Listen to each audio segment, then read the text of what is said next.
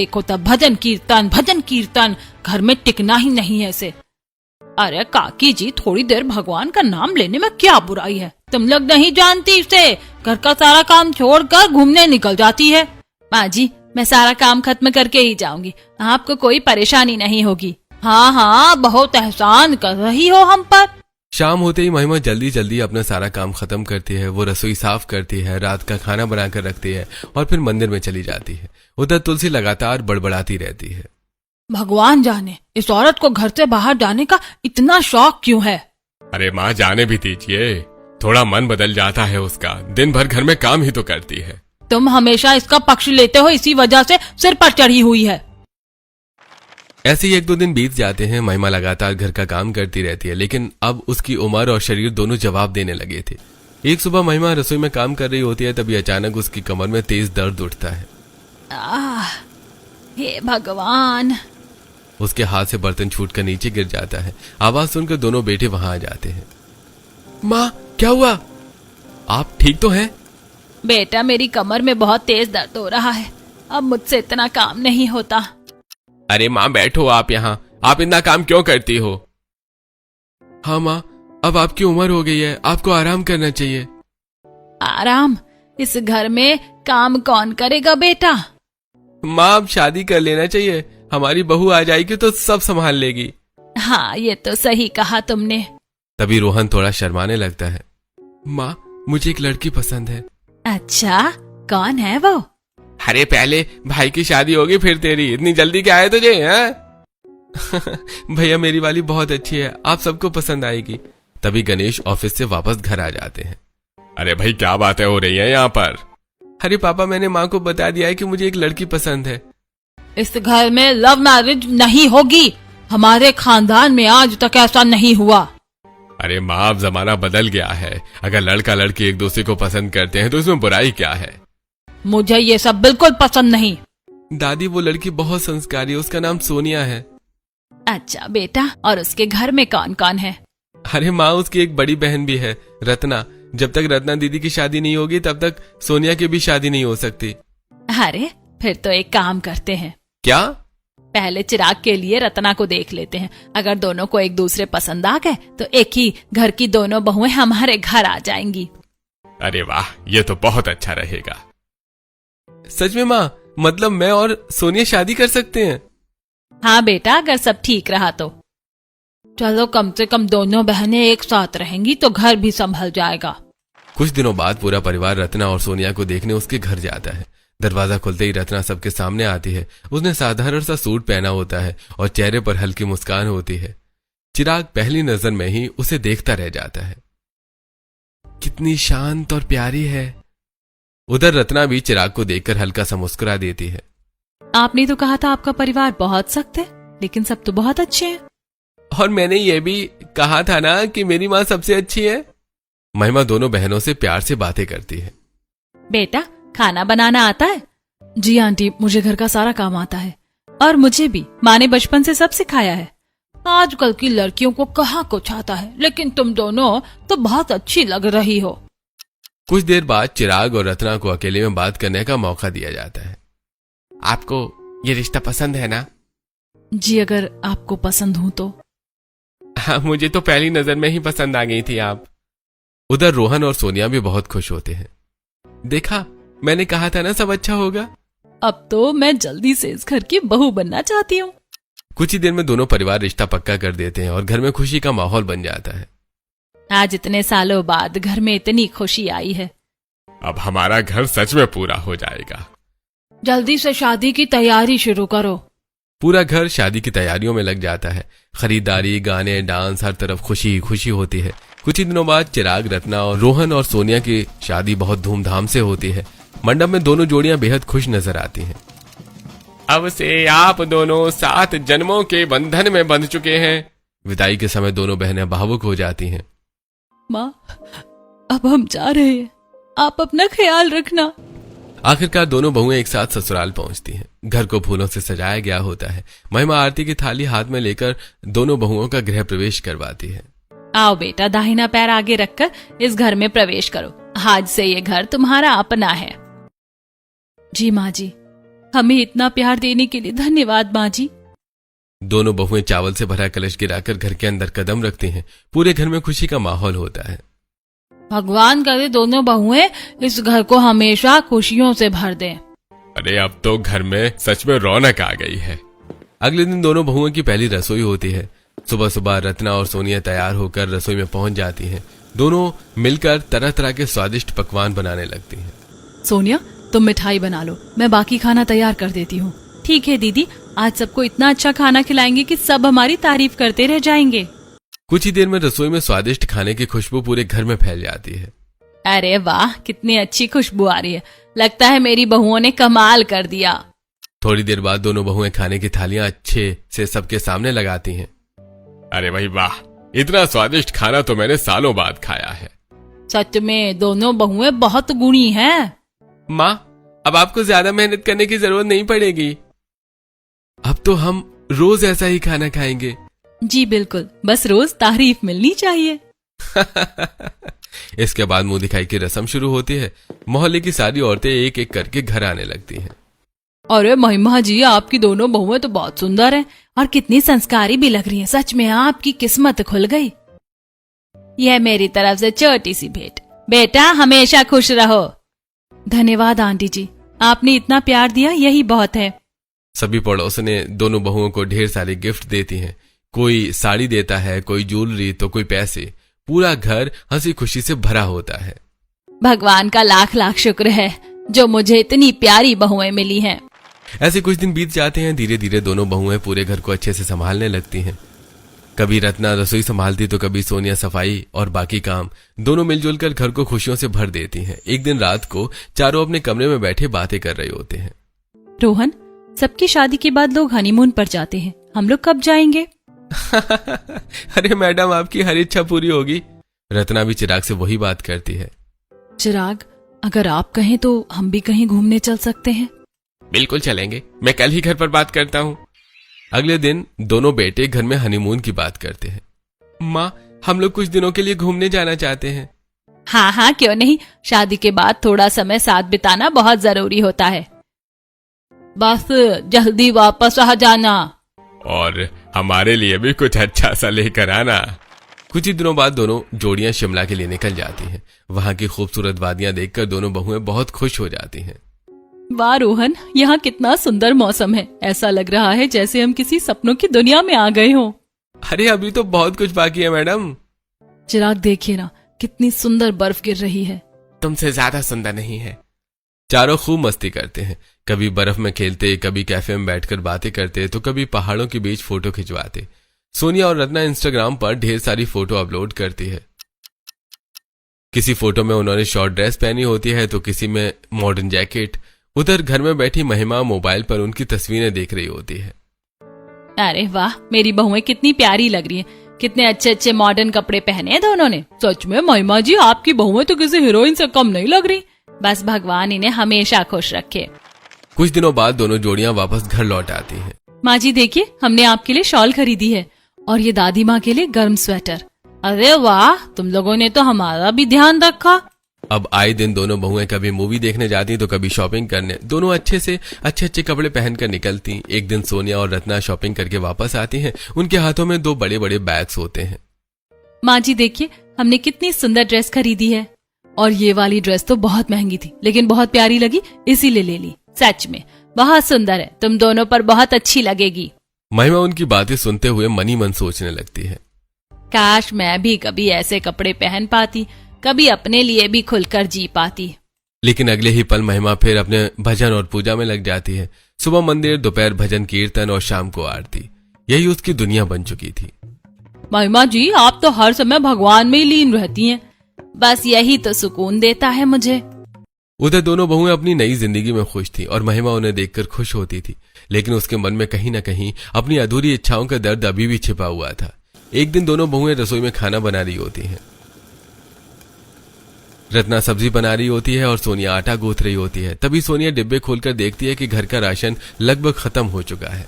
अरे दीदी, दाल चावल तेल सब खत्म हो गया है। हाँ सच में, माँ जी को बोल देते हैं। दोनों बहुएं बाहर हॉल में बैठी महिमा के पास जाती हैं। माँ जी, रसोई में राशन खत्म हो गया है, अगर आप कहें तो लिस्ट बना दे। हाँ बेटा दे दो, मैं अभी बाजार से लेकर आती हूँ। माँ जी अकेले इतना सामान कैसे लाओगी? अरे मैं इतने सालों से घर संभाल रही हूँ, ये सब मेरे लिए नया नहीं है।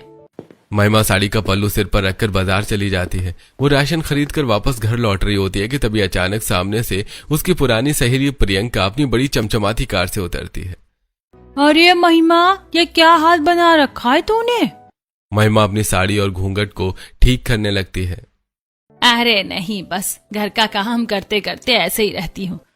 ऐसे ही रहती हूँ मतलब? तू तो बिल्कुल 90 के दशक की औरत लग रही है। ये साड़ी, ये घूंघट, ये सीधा साधा चेहरा, आखिर कब तक ऐसे जीती रहेगी? क्या करूँ प्रियंका, मेरी सास बहुत सख्त है, उन्हें ये सब पसंद नहीं। चल पहले गाड़ी में बैठ, मैं तुझे घर छोड़ देती हूँ। महिमा झिझकते हुए कार में बैठ जाती है। रास्ते भर प्रियंका उससे बातें करती रहती है। देख महिमा, मुझे तो बहुत कूल फैमिली मिली है, मैं जैसे चाहूँ वैसे रहती हूँ। आजकल की दुनिया बदल चुकी है, तू अभी भी वही पुरानी सोच में जी रही है। शायद तू सही कह रही है, मैंने तो कभी अपने बारे में सोचा ही नहीं। बस यही गलती की तूने। कल 11 बजे तैयार है ना, मैं तुझे एक नई दुनिया दिखाऊंगी। अच्छा, मैं आ जाऊंगी। अगले दिन महिमा घर में भजन कीर्तन जाने का बहाना बनाकर निकलती है। बाहर प्रियंका पहले से कार लेकर खड़ी होती है। आज तुझे बिल्कुल बदल दूंगी। प्रियंका सबसे पहले महिमा को बड़े मॉल में ले जाती है। वहां वो उसे मॉडर्न कपड़े दिखाती है। अरे इतने छोटे कपड़े मैं ये कैसे पहन सकती हूँ? अरे ट्राई तो कर, जिंदगी में पहली बार अपने लिए। धीरे धीरे महिमा भी कपड़े पसंद करने लगती है। प्रियंका उसे स्टाइलिश ड्रेस, हाई हील्स और महंगे पर्स दिलवाती है। इसके बाद दोनों पार्लर जाती हैं। वहां महिमा का मेकअप होता है, बाल स्टाइल किए जाते हैं। महिमा खुद को शीशे में देखकर हैरान रह जाती है। क्या मैं सच में इतनी अलग लग रही हूँ? बिल्कुल, अब लग रही है असली मॉडर्न वुमन। शाम होते ही प्रियंका उसे एक बड़ी क्लब में लेकर जाती है। तेज म्यूजिक बज रहा होता है, लोग डांस कर रहे होते हैं, कोई ड्रिंक कर रहा होता है तो कोई जोर जोर से हंस रहा होता है। अरे यहाँ तो बहुत शोर है, यही तो असली मजा है। भजन कीर्तन छोड़, अब जिंदगी जीना सीख। तभी प्रियंका अपने दोस्तों से महिमा को मिलवा देती है। यह है मेरी सबसे खास दोस्त महिमा। वहीं खड़ा एक जवान लड़का बार बार महिमा को देख रहा होता है। हेलो मैम, आप बहुत खूबसूरत लग रही हैं। जी धन्यवाद। प्रीतम बार बार महिमा के पास आने की कोशिश करता है। महिमा थोड़ी असहज होकर प्रियंका से बात करती है। प्रियंका, वो लड़का मुझे लाइन मार रहा है। अरे इसमें क्या बड़ी बात है, आजकल ये सब कॉमन है, मेरा भी बॉयफ्रेंड है। क्या इस उम्र में? तो क्या हुआ, पति तो ध्यान देते नहीं। जिंदगी में खुश रहने के लिए कोई तो चाहिए ना। मैं तो कहती हूँ तू भी बॉयफ्रेंड बना ले। एक क्या, आजकल 4 बॉयफ्रेंड रखना भी आम बात है। प्रियंका की बातें धीरे धीरे महिमा के मन में घर करने लगती हैं। अब वो भी प्रीतम से खुलकर बातें करने लगती है। आप बाकी औरतों से बिल्कुल अलग हैं। सच? हाँ, आपके अंदर अलग ही आकर्षण है। धीरे धीरे प्रीतम और महिमा काफी करीब आ जाते हैं। अगले दिन प्रियंका महिमा को अपने कुछ और दोस्तों से मिलवाती है। वहीं उसकी मुलाकात अनुराग से होती है। हेलो महिमा जी, प्रियंका आपकी बहुत तारीफ करती हैं। अनुराग लंबा, स्मार्ट और बेहद स्टाइलिश था। उसे देखकर महिमा काफी इंप्रेस हो जाती है। आपसे मिलकर अच्छा लगा। अब महिमा घर से भजन कीर्तन का बहाना बनाकर निकलती है और बाहर जाकर पार्टी करती है। कभी प्रीतम के साथ घूमती तो कभी अनुराग के साथ। एक दिन मोहल्ले में ही उसकी मुलाकात कमलेश से होती है। कमलेश के पास लंबी गाड़ी, खूब पैसा और बड़ा बिजनेस था। महिमा जी, आप इस मोहल्ले में नई लग रही हैं। नहीं, मैं तो सालों से यहीं रहती हूँ। अरे फिर तो मेरी नजर आज तक आप पर क्यों नहीं पड़ी। धीरे धीरे कमलेश से भी उसकी बातें बढ़ने लगती है। कुछ दिनों बाद क्लब में उसकी मुलाकात करण से होती है। करण बहुत हैंडसम और फनी लड़का था। अरे महिमा जी, आपके साथ टाइम बिताकर बहुत अच्छा लगता है। मुझे भी। धीरे धीरे चारों लड़कों से महिमा की दोस्ती गहरी हो जाती है और दोस्ती कब बॉयफ्रेंड गर्लफ्रेंड के रिश्ते में बदल जाती है उसे खुद पता नहीं चलता।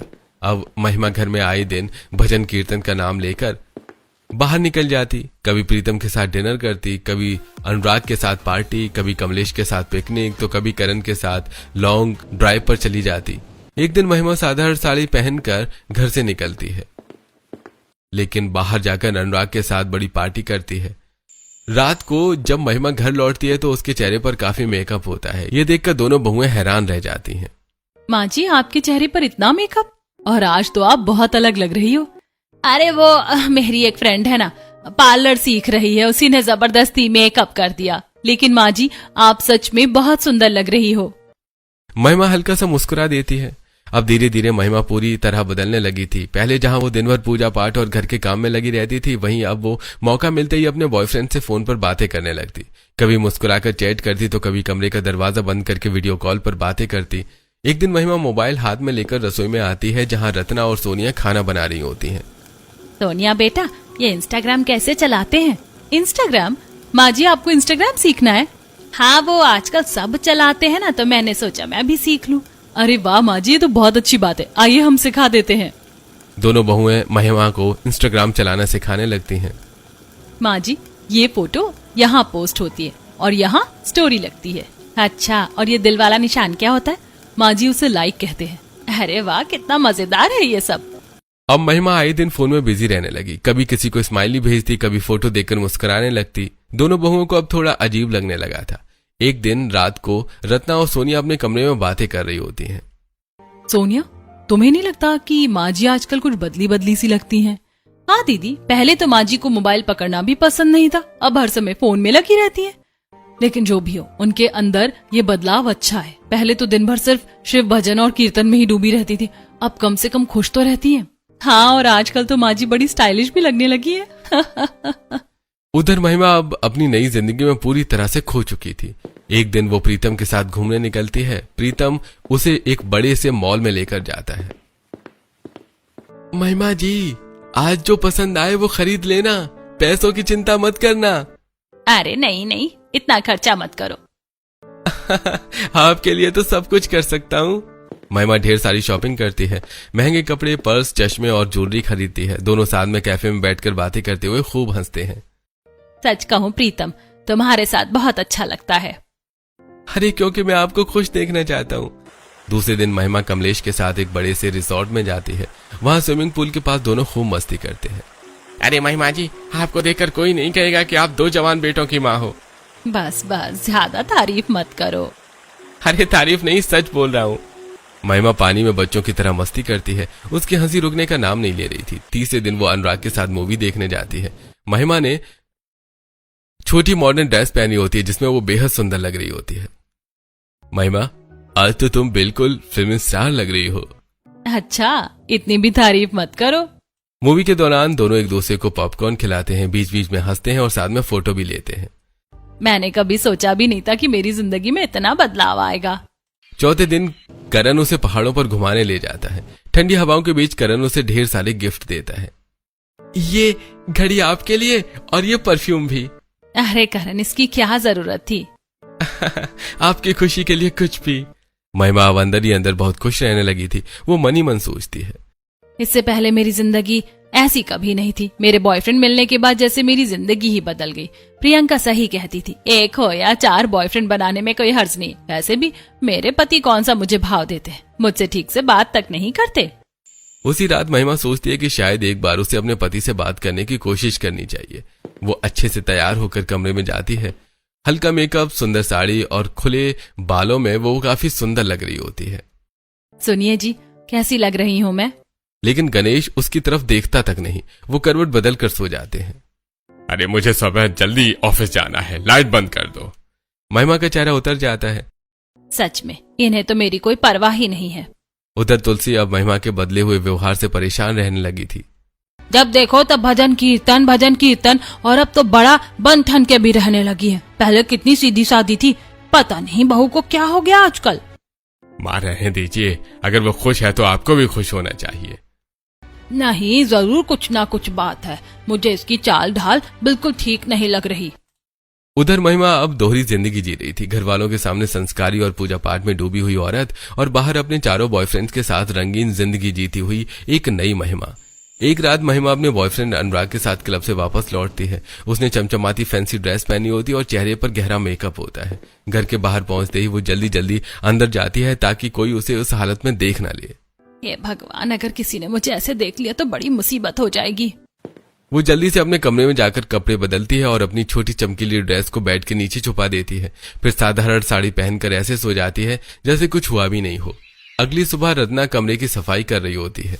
तभी झाड़ू लगाते समय उसके हाथ में वही चमकदार ड्रेस आ जाती है। अरे ये कपड़े! वो ड्रेस उठाकर ध्यान से देखने लगती है। क्या हुआ दीदी? देखो ना, ये कितनी छोटी और मॉडर्न ड्रेस है, लेकिन माँ जी तो ऐसे कपड़े पहनती नहीं है। फिर ये यहाँ आई कहाँ से? कहीं किसी की गलती से तो नहीं आ गई? दोनों बहुएं थोड़ी देर तक एक दूसरे को देखती रहती हैं। उनके मन में शक बढ़ने लगता है। इसी तरह एक दिन महिमा की कमर में दर्द हो रहा होता है।